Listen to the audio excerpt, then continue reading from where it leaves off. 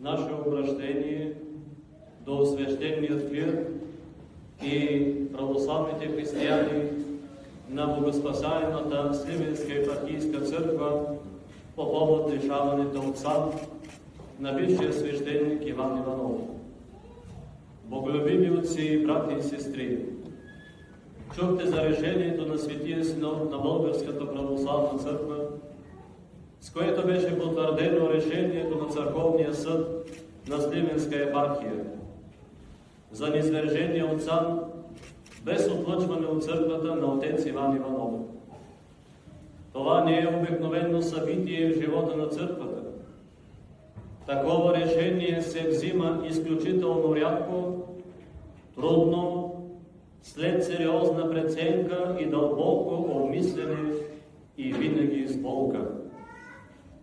Такова решение се взема след като са изчерпани всички други възможности.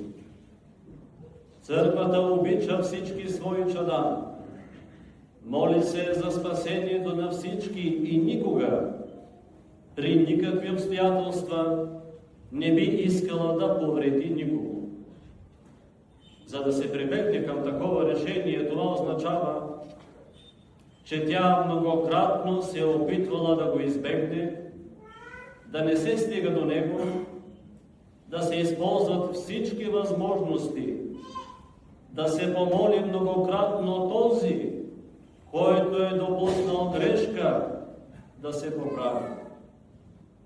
Но има една линия, от която насетне църквата не може повече да отстъпва и няма право да отстъпва.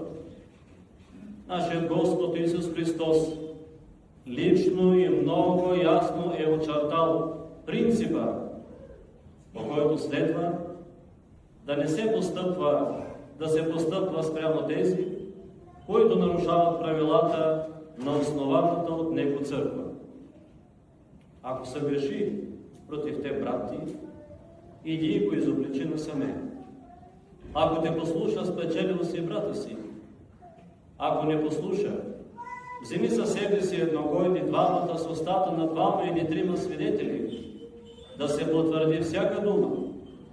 А ако ли пък не послуша тях, обади на църквата. Но и ако църквата не послуша, нека ти бъде като езичник и митър.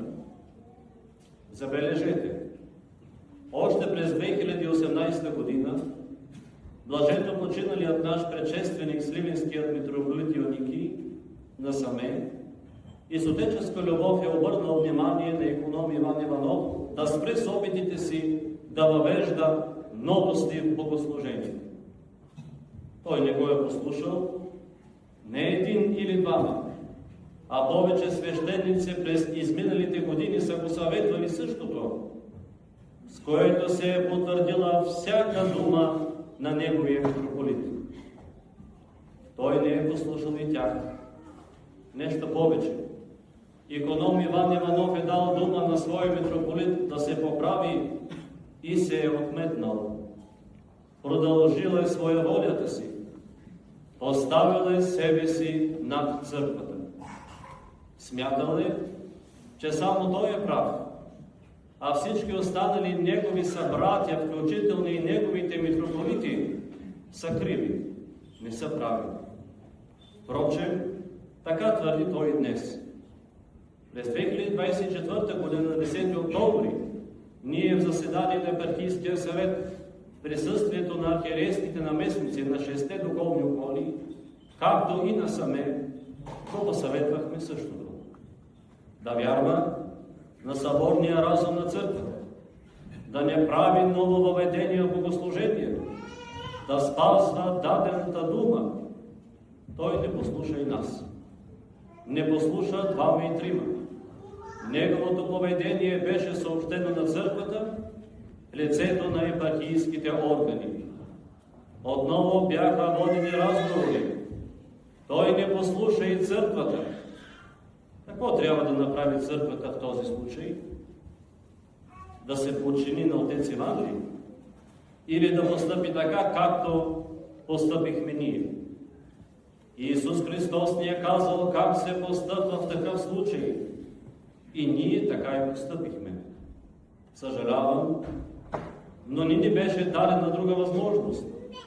Впрочем, бившият отец Иван не постъпваше така. Той не изобличи на 4 очи своите митрополити и не им каза, че постъпват неправилно, когато настояват да се спазват правилата и каноните. Той не беше намерил едного или двама или трима, които да ни кажат, че ние сме в грешка, а той е правият. Не, той не постъпваше така, за което още веднъж съжаляваме за него. Искате ли да се попитаме какво всъщност търсим ние в църквата? Нима търсим в нея поле за обществена изява и съответно за лична самоизява, която лови често падат под човешките норми за разумност, самовзискателност, скромност, сдържаност или приличие. Защо сме в църквата? Нима сме в нея, за да я превърнем в място за клюки, интриги, критики и осъждания. Защо сме в църквата? Нима за да даваме с лекота категорични мнения по въпроси, за които не сме добре осведомени. Затова ли сме в църквата? За да богословстваме наляво и надясно, с безмерна гордост и трагично лекомислие. За какво сме в църквата? За това ли да ластим и мамим с думите и действията си непознаващите и неразбиращите каноните и учението на църквата? Или сме в нея, за да търсим слава и почести, за да видят всички колко съм безстрашен и упорит в правотата си за реформа на светата литургия и светите тайнства и да покаже на моите последователи и поддръжници, че не патриархът, не владиката, не синодът, не духовниците в България и в целия православен свят, не канонът, не вселенските учители литургисти, Йоан Златоуст, Василий Велики, Григорий Двоеслов, изобщо никой, освен мен, не знае как правилно трябва да се служи литургията и да се извършват тайнствата. Аз и сам аз ще ви кажа, ще кажа на всички как трябва да се служи. За това ли сме в църквата? Ние в църквата ли вярваме или в себе си? На църквата ли вярваме или на себе си? Явно има хора, които номинално се числят към църквата и даже към нейния свещен клир, но всъщност вярват само в собственото си аз, които през цялото време не са вярвали в Божия промисъл, нито в Божията воля, имали са си свое разбиране за вярата, за догматите и за каноните, въпреки че през същото това време са произнасяли думите да бъде Твоята воля, както на небето, така и на земята. Кога ли са били искрени? Вярващите знаят, че ние сме в църквата, за да извършваме със страх и трепет своето спасение Христа Исуса. Ти, който си в църквата, за да лекуваш собствената си душа, а не за да сипаш сол върху раните на другите болни. Ти си в църквата, за да усвояваш в дълбочина сум, сърце и живот светоевангелските истини, а не за да бъдеш незван учител на другите. Ти си тук, за да спазваш преданието и да предлагаш на тези, които са ти се доверили, най-сигурната опора в този бурен и изменчив свят, вярата в Господ Исус Христос и в Неговата църква, а не да ги объркваш и разколебаваш допълнително. Никога не бива да забравяме, че върховен критерий за истинност, каноничност, правилност в православието е самата истина. Тъкмо в това е смисълът на нашето съществуване като църква. верността към духовната автентичност на преданието, верността към църквата, като жива приемственост, като тяло Христово и стълб на истината. Тази посока на мисли е добре да поясним, че каноническото предание в църквата е част от догматическото предание. Каноните са всъщност догматите на вярата, приложени в практическия живот на църквата, а не са автономна система от самодостатъчни правила.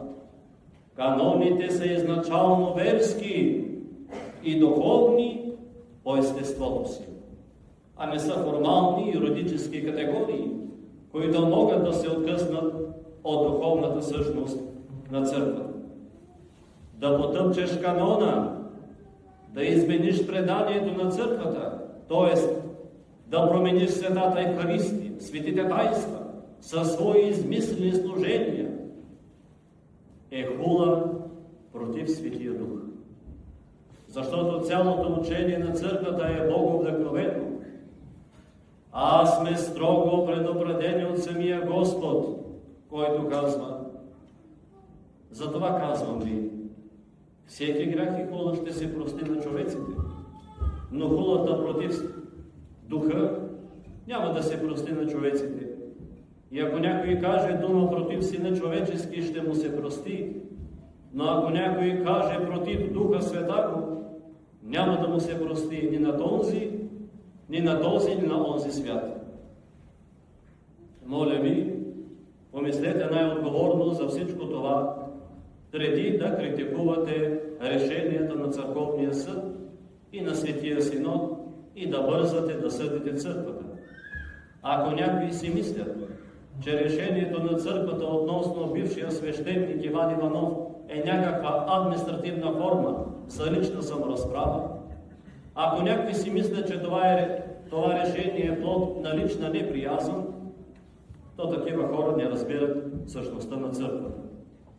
Ако някои смятат, че свещеноначалието е подходило към тежкия проблем с един свещеник безотговорно, безпринципно, преднамерено и от лоши чувства към него, ако този някой смята, че църквата се ръководи от лични симпатии и антипатии, ако смята, че постановленията на светите вселенски събори, свещените канони и правила на църквата нямат значение, то такъв човек какво търси тук? Ние, останалите, сме тук, за да вървим по пътя на християнския живот в дух и истина. Който иска да усвоява злокачествени заместители на истинските духовни стойности, който иска да усвоява злокачествени заместители на истинското православно богослужение и чисто богословие със свои, не принадлежи към нашата общност. Това е. Великият светител на православието, когато и дядо Еникий много обичаше, Филарет Броздов казва: трябва да се щади всеки, но още повече трябва да се щади светостта на алтара. Затова бих искал ясно да се разбере от всички. Светата православна църква няма право да прави и не прави компромис с светата литургия, с светите тайнства и с начините да се изповядва и практикува нашата вяра, такива каквито са ни завещани от Вселенските събори и отците на църквата. Тази епархия няма да прави компромис с вярата, догматите и правилата на Светата църква. Православната църква е една, свята, вселенска и апостолска, и единствената носителка и пазителка на истината. Ние не сме една от многото църкви, ние не сме секта и няма да допуснем сектантско поведение в нашето тяло. Ние сме църква с главна буква и ако тази църква е оцеляла 2000 години, то е защото е спазвала правилата си такива, каквито са. Защото не е допускала нововъведения и реформи, продиктувани от човешко самомнение и гордост, защото не се е стараяла да се хареса и не е правила компромиси. Точно поради тези причини тя ще остане тук до края на времената и портите адови няма да й наделеят. Започнем ли да я реформираме според личните си прищевки, ще я изгубим. А изгубим ли нея, ще сме загубили всичко, което има смисъл. Както постепенно губят смисъл всички онези, които са изгубили пътя към църквата. Доказателствата за това са пред очите ни. Скръбен е пътят, който избра бившия свещеник Иван Иванов. Не можа ли любовта на митрополит Йоанники, нашата любов, любовта на неговите събратя да го възпре? Възможно е тя да не е била достатъчна, но вярно е също, че единствено истинското покаяние е способно да усвои, било скъдно или изобилно, проявената любов. Без покаяние по същество, от страна на лекувания, любовта губи своята лечебна сила. И даже против желанието на лекуващия, вместо лечение, се превръща в изобличение. Да просвети Господ всички ни, за да осъзнаем защо сме в църквата. А намирани на Иван Иванов ще кажа, ние го обичаме. Колкото повече ни мрази, колкото повече хули и обижда църквата, стоейки извън редиците на нейния клир, толкова повече ще го обичаме. Защото това е неотменима Господня повеля. Колкото повече обяснява намирени как само той е правен, а църковната иерархия не заслужава доверие, толкова повече ще се молим за него и за заблудените от него души. Вярваме, че ако той, както твърди, все пак обича Бога, то Бог ще му помогне да намери пътя за личното си спасение. Бог да помага и на всички